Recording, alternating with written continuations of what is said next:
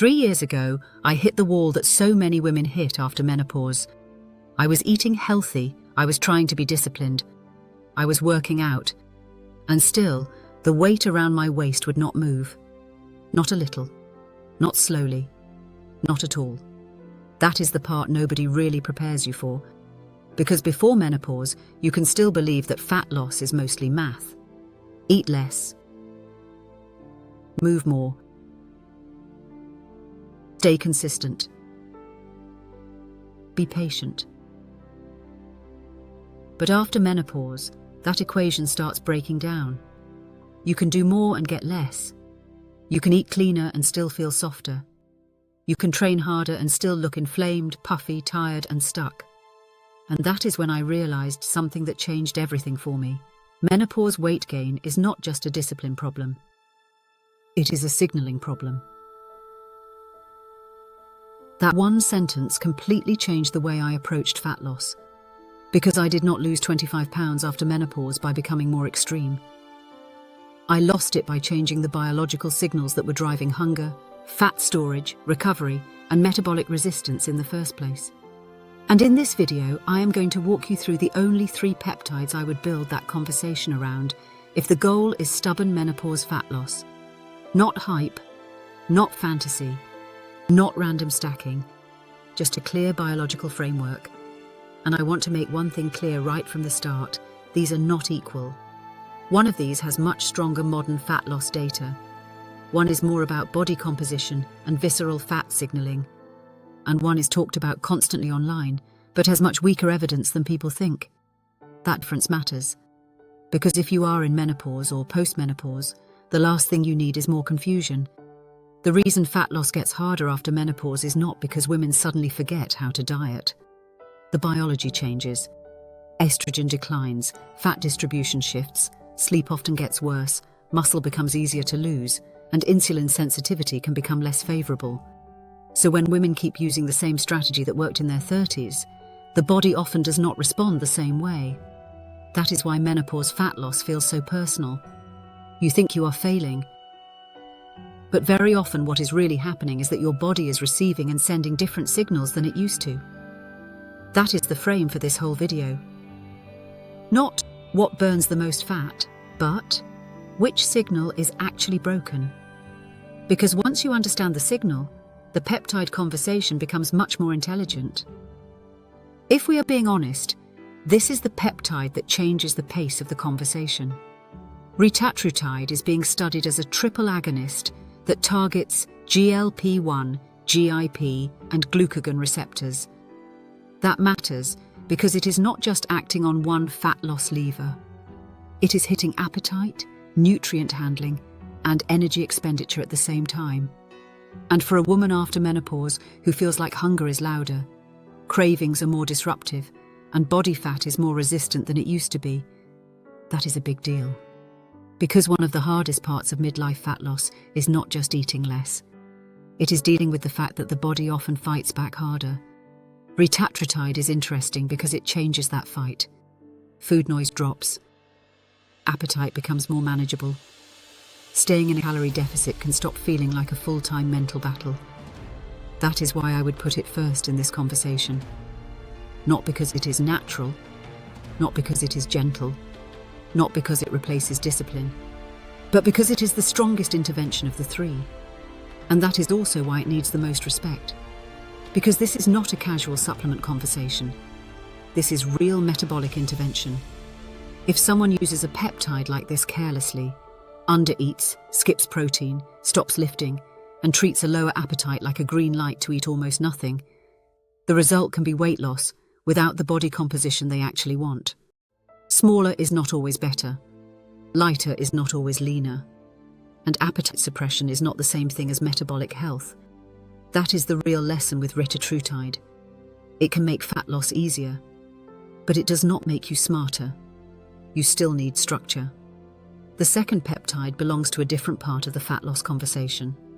Tesamorelin is a growth hormone-releasing hormone analog, and it becomes interesting when the conversation shifts toward visceral fat, abdominal fat distribution, and the hormonal environment around body composition. Now, that does not mean you should lazily take data from one population. and pretend it applies one-to-one to every postmenopausal woman. It does not. But it does make Tesamorelin interesting in a very specific way. Because this is not really the same story as appetite control. This is more about body composition signaling, visceral fat, and the hormonal environment around fat distribution. And that matters after menopause, because for many women, the most upsetting change is not just the number on the scale. It is where the fat goes. The waist changes. The midsection changes. The body starts storing fat differently. And that can feel shocking, even when total weight has not exploded. Tesamorelin enters the conversation there. Not as the most powerful weight loss peptide, not as the peptide that makes you forget to eat, but as one of the more relevant names when people are specifically thinking about abdominal fat distribution and deeper body composition changes. That is a very different psychological promise.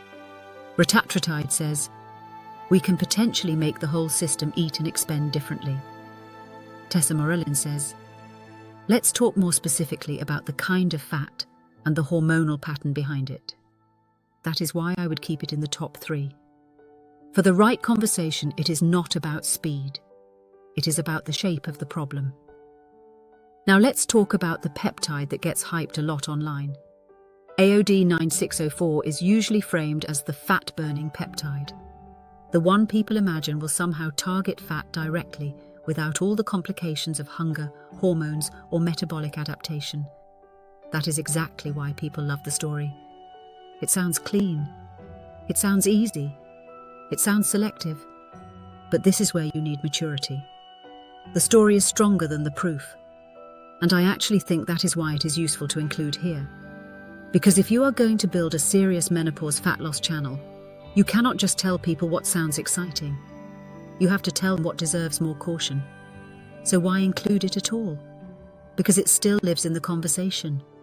People search for it. People hear about it. People want to know whether it belongs in the stubborn fat category.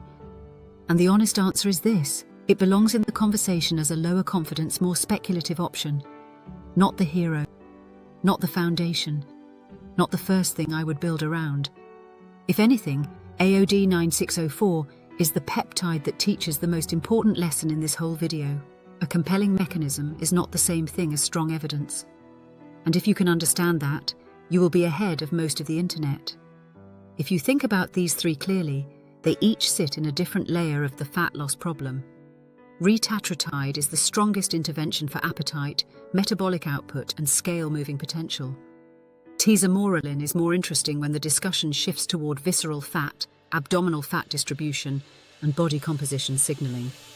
AOD 9604 is the one that gets framed as a direct fat-mobilizing idea, but the data are weaker, so it belongs in a much more cautious category. 3 peptides, 3 different stories, 3 different levels of confidence. And that matters, because women after menopause do not just need options. They need clarity. The biggest mistake is chasing the most exciting phrase instead of the real biological bottleneck. If appetite is the main problem, that points one direction.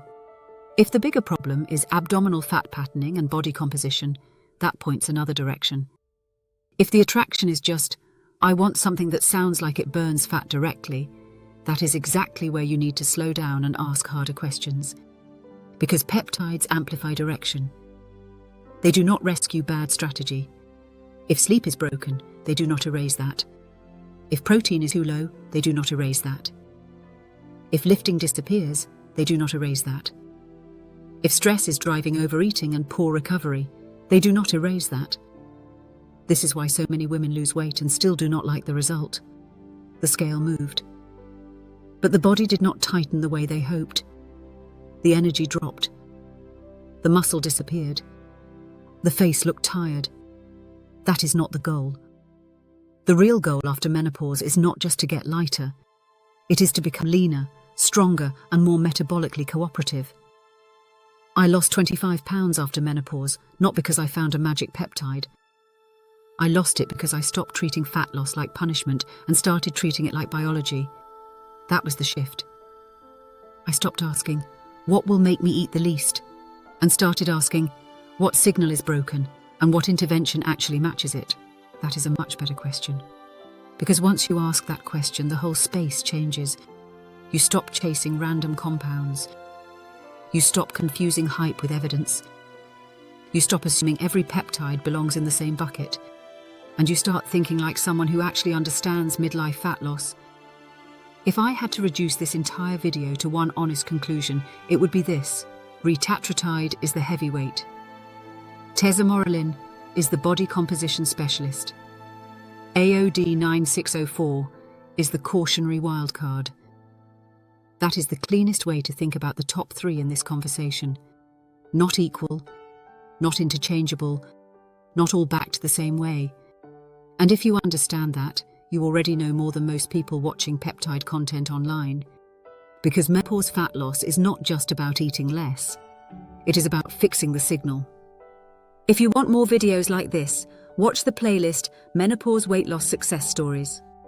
I put it together for women who want a clearer, smarter path through menopause fat loss, stubborn belly fat, hormones, and body composition after 40. And if you want calm, biology-first education on peptides, menopause fat loss, hormones, metabolism, and midlife performance, subscribe to Midlife Peptide Intelligence. This channel exists to give women over 40 real clarity, not hype.